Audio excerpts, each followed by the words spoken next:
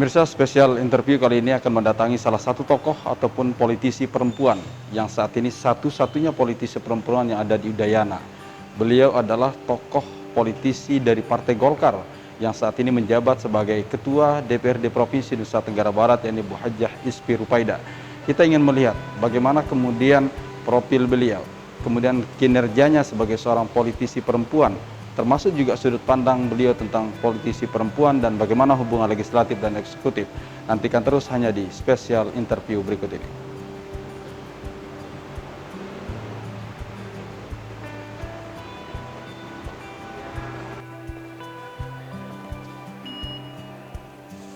Tiga 36,2 ya.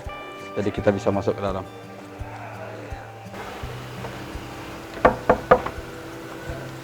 Assalamualaikum. Halo. Ada Bu Ketua? Ada. Oh ya, sini.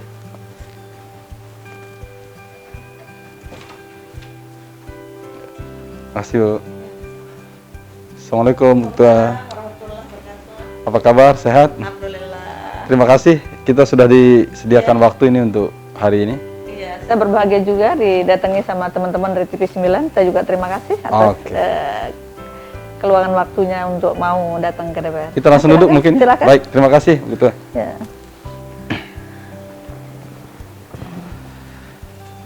Apa kegiatan hari ini Bu Ketua?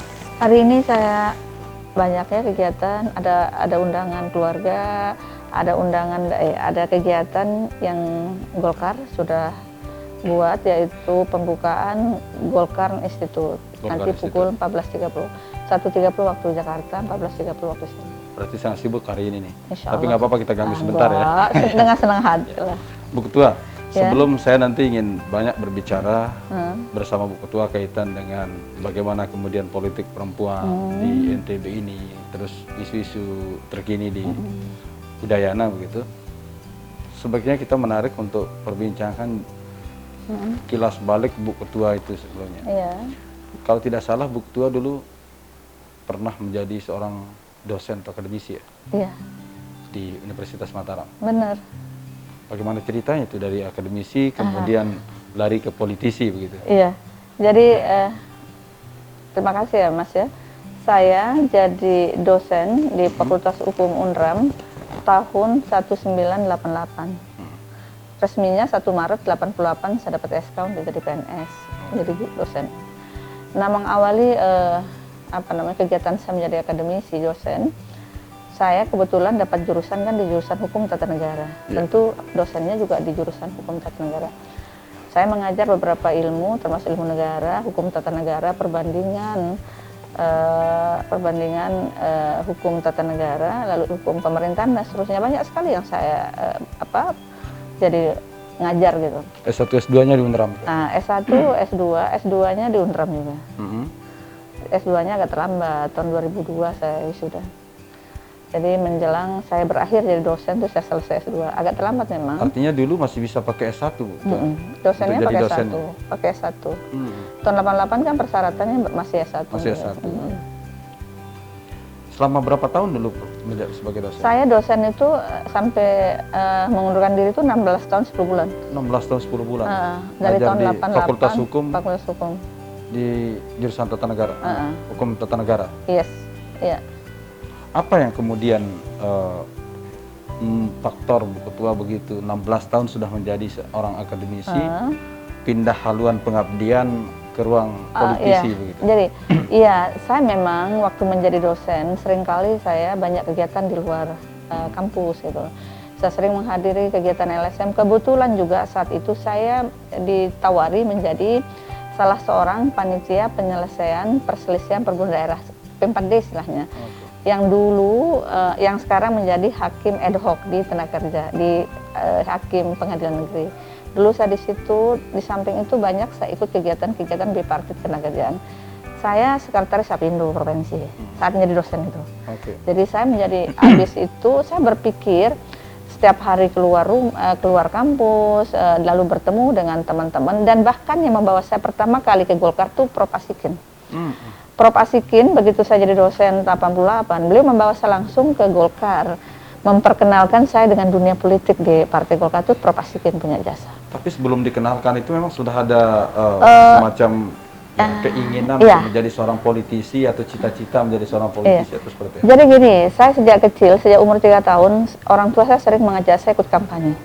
Orang tua saya kan dulu politisi. Oh, politisi? Iya, dulu ayah saya itu mantan Bupati Lombok Timur, mantan Ketua DPR Lombok Timur, pernah anggota DPR Provinsi, pernah anggota MPR di Jakarta. Beliau ini politisi ketua P3 dari partai P3. Dulu pertama Nahdlatul Ulama dulu, setelah Nahdlatul Ulama bergabung sama P3, beliau dari mewakili partai P3.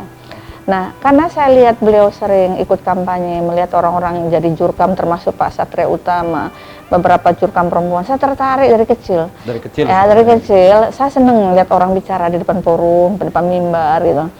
Tetapi banyak faktor dari orang tua saya, mungkin saya menjadi politisi itu. Berarti darah politisnya memang dari orang tua? Gitu, kemungkinan, karena saya di antara saudara saya, setiap hari diwajibkan membacakan ayah saya itu majalah Tempo, membaca buku-buku autobiografi orang-orang besar di dunia. Beliau tidur, sebelum tidur saya dipanggil setiap hari, mulai jam 2 sampai jam 4 saya harus membaca di depan beliau, membaca dengan suara keras. Dari umur kecil sampai dengan saya SD kelas 6 diwajibkan itu, sehingga itu terbiasa. Pola orang tua saya saya harus membaca keras di hadapan beliau, membaca kan, kalau membaca bisik kan tidak mungkin membaca keras. Itu terbawa sampai saya menjadi mahasiswi. Belajar itu baru masuk otak saya kalau saya baca keras. Jadi gitu. Jadi bawahnya keras saja kalau baca. Maksudnya kalau belajar. Oh, belajar. Belajar itu harus saya dengan suara keras. Kalau saya bisik-bisik tidak masuk di otak saya. Tapi kalau suara saya keluar saat membaca itu masuk dia cepat. Itu pola saya belajar yang agak aneh. Bu Ketua pernah menjadi anggota MPR juga? Iya, tahun 99. Bagaimana ceritanya itu? Jadi 99 itu belum menjadi dosen atau masih sudah dosen. Jadi gini, pada tahun 88 saya aktif di Golkar, lalu saya dimasukin oleh Golkar jadi pengurus partai, masih di bawah-bawah lah. Habis itu ya masih enggak di Golkar provinsi, tapi maksudnya di biru di bawah, enggak. Lalu saya masuk juga di forum wanita Golkar, dimasukin di AMPI waktu itu kan. Beberapa organisasi HWK, semua dimasukin saya di situ. Begitu saya muncul di karena saat itu politisi perempuan kan sedikit. Jadi karena saya seorang dosen, mungkin saat itu para ketua partai itu, baik itu awalnya ketua partainya saat saya masuk pertama, saya ingat betul tahun 88 itu ketua partai Golkar tuh masih, kalau nggak salah Pak Lukman, mungkin tentara mungkin itu ya. Di NTB provinsi. Jadi saya ikut di situ. Habis Pak Lukman, Pak Kadir, habis Pak Kadir itu Pak Ajhar, habis Pak Ajhar itu Pak Mesir, habis Pak Mesir itu Pak Serinate, habis Pak Serinate Pak Jaini, habis Pak Jaini Pak Suhaili. Jadi banyak sudah yang saya ikuti gaya kepemimpinan di politik itu. Nah, karena saya sering di Golkar, saya selalu protes. Saya sering dijadikan caleg karena waktu itu jalur A, BG, A ABRI, B birokrasi, G Golkar, selalu kita tuh ditaruh pada nomor-nomor besar, nomor-nomor sepatu gitu. Disitulah saya protes ke Golkar. Kenapa Golkar diskriminatif menempatkan perempuan? Saya gitu. Waktu itu, saya proteslah dengan beberapa perempuan. Saya buat kaukus politik perempuan Partai Golkar. Saya melakukan aksi, melakukan protes saat pemilu 98 ya, 97 kalau 97 98. Saya protes sikap partai yang tidak menempatkan politisi perempuan pada nomor-nomor baik. Menjadi prioritas lah gitu. Menjadi prioritas. Karena itu saya sempat dipanggil, difasilitasi Pak Patikai, karena langsung Pak Akbar Tanjung nelpon ke NTB, telepon ketua partai, telepon Pak Kadit kepala Sospol dulu kan, Kadit Sospol dulu istilahnya, telepon gubernur. Waktu itu gubernurnya masih Pak Warsito kalau tidak salah, atau Pak Harun lah, saya lupa lah. Saya langsung dipanggil, dimediasi dengan partai karena saya protes di publik. Satu-satu yang berani protes partai saya. Saya dipanggil, disitulah ada negosiasi dengan para pimpinan partai. Saya harus diberikan ruang untuk menjadi anggota MPR. Jadi anggota MPR itu hasil protes saya. Sebenarnya hadiah. Saya bukan hadiah. Saya sesungguhnya tidak bersedia. Yang saya tawarkan lagu Nanang. Yang saya tawarkan ibu-ibu yang udah senior gitu. Saya junior gitu. Usia saya masih kecil, tapi saat itu partai berpikir Anda yang harus saya jadikan. Karena mungkin dilihat itu pada waktu itu kritis gitu. Ya barangkali, saya tidak tahu apa faktor penilaian dari bapak-bapak itu. Akhirnya saya disuruh mengajukan permohonan untuk ikut di daftar sebagai orang yang harus di fit and proper test oleh DPR. Dari 90 nama, masuklah nama saya. Termasuk Prof. Pasikin juga masuk, Dr. Mansur Maksum masuk, banyaklah, Pak Bil'id masuk, banyak-banyak tokoh-tokoh besar yang masuk. Termasuk Sekretaris Golkar waktu itu Pak Jainuddin masuk. Jadi bakal calon anggota MPR. Berapa tahun betul? MPR 5 tahun lah, 5 tahun satu. Baru kemudian setelah menjadi MPR itu masuk pengurusan inti di Golkar. Iya, saya masuk di Jakarta di Departemen di Departemen Pendidikan, Riset dan Pemuda. Saya masuk di kepengurusan Pak JK di Jakarta. Habis itu karena saya bilang, aduh di Jakarta tuh repot banget, pindahlah saya ke Mataram. Di sini saya jadi wakil ketua membidangi wanita. Pertama saya jadi pengurus harian tuh, saya diberi jabatan wakil ketua bidang wanita.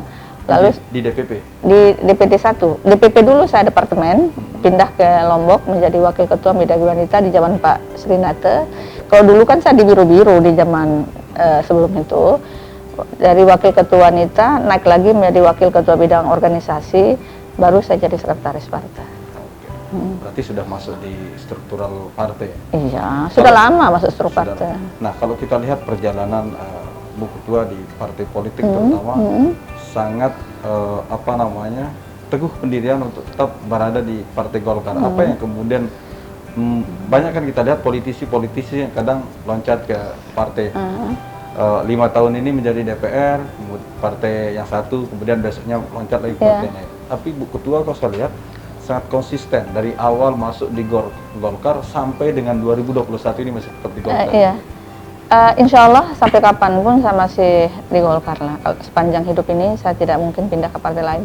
Karena saya menganggap satu, Golkar yang paling pas yang saya masukin. Kedua, Golkar itu berjasa dalam hidup saya. Harus saya akui. Karena saya pertama kali tahun 97 diberangkatkan haji juga oleh Golkar. Kedua, saya menjadi anggota MPR Golkar. Lalu sekarang saya dijadikan ketua DPR. Ya harus saya mengatakan bahwa yang menyebabkan saya sekarang itu banyak berkiprah di dunia ini adalah karena Golkar. Secara politik ya. Saya di MPR ditempatkan di berbagai tempat di MPR itu kan besar sekali peran tokoh-tokoh politik Golkar memberikan saya support.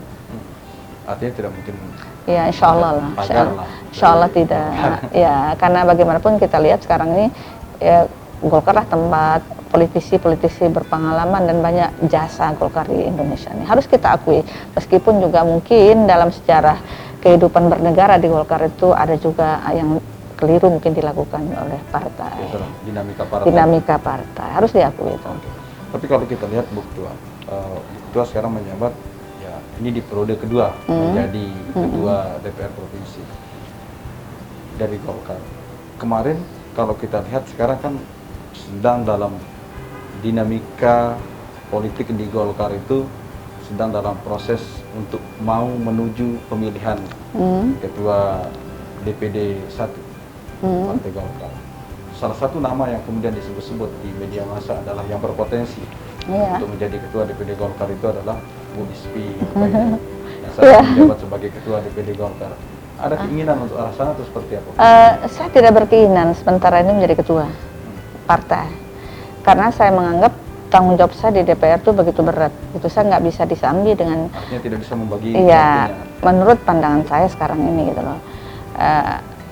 Saya terima kasih banyak yang menyebut saya untuk jadi calon, tapi untuk terus mengejar itu saya belum berpikir. Belum berpikir ke arah sana. Belum berpikir ke arah sana. Kalau tawaran dari internal dan dari eksternal seperti apa? Sudah banyak yang hubungi saya, teman-teman untuk meminta kesiapan saya. Saya selalu katakan lebih banyak ada Pak Suheli, ada Pak Ahyar, ada Pak Mohan, ada Bu Dinda barangkali yang lebih cocok gitu. Itu saya jawab. Bu Ketua, kalau seperti yang saya sampaikan tadi, terlebih sekarang ini Bu Ketua itu kalau kita lihat sendiri perempuan di DPRD Provinsi NTB ini menaungi sekitar 54 anggota DPR dari laki-laki semua dan Bu Ketua sebagai ketua DPR. Rasanya bagaimana Bu Ketua? Saya rasa biasa-biasa aja, sama halnya pada saat saya menjadi ketua dikala ada perempuan. Cuman bedanya adalah saya sepi, dunia yang sama dengan saya, dunia perempuannya aja sepi. Tapi dinamikanya hampir sama, tidak ada bedanya. Meskipun sekarang sendirian. Iya, sama aja. Cuman dikala saya membutuhkan partner perempuan untuk bicara, saya tidak punya. Itu aja letak perbedaannya. Yang lain sama. Tapi susah nggak mimpin di lembaga legislatifnya Bu Ketua? Karena kalau kita lihat seperti orang mengetahui begitu, multi partai yang ada di sini, kemudian kan secara ideologi berbeda, secara pikiran, kepentingan juga berbeda. Saya tidak bisa mengatakan itu susah atau tidak. Semua tuh mengalir dalam kehidupan saya sebagai seorang, ya anggaplah saya sebagai ketua pemimpin di sini. Semua berjalan seperti biasa, tidak ada hal yang sulit sepanjang kita lakukan komunikasi yang baik. Selama ini saya menerapkan keterbukaan. Apapun saya selesaikan di internal pimpinan dengan baik. Tidak ada hal yang saya sembunyikan.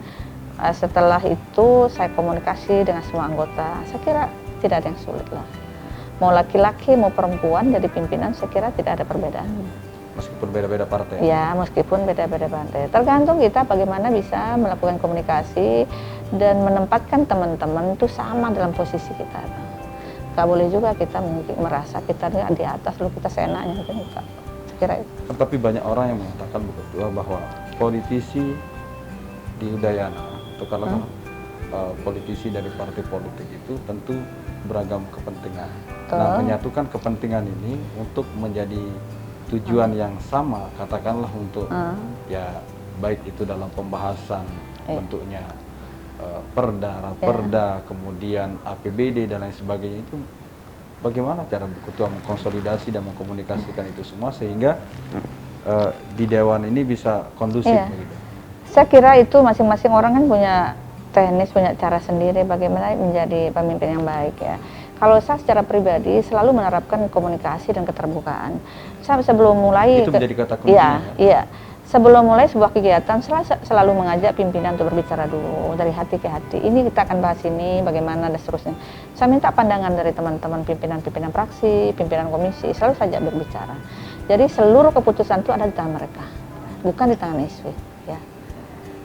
Kira itu. Artinya keterbukaan dan komunikasi. Tidak ada. Kalaupun saya dianggap salah, saya tidak segan minta maaf. Misalnya ada kebijakan yang saya anggap menurut mereka tidak begitu bagus, saya bilang saya maaf. Kalau itu salah bagi bapak-bapak, saya mohon maaf. Gitu. Tapi siapapun pasti punya kesalahan dan tidak mungkin dielakkan dalam sebuah dunia apapun. Kalau pas sidang paripurna itu susah kan mimpinya? Enggak juga. Banyak interupsi, banyak segala macam begitu.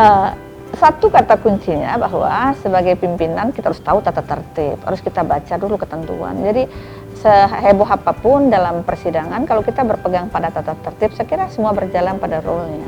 Tidak ada masalah. Tidak ada masalah. Jadi itu kata kuncinya. Kata kunci.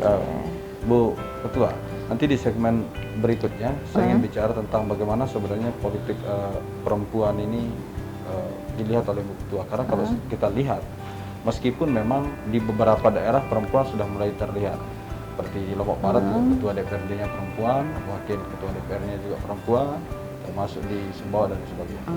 Yang ingin saya tanyakan adalah, terlebih saat ini di DPR provinsi hanya Bu Ketua sendiri sebagai seorang perempuan. Masa depan politisi perempuan ini seperti apa dari pandangan Bu Ketua? Tapi nanti di segmen kedua. Oke, terima kasih.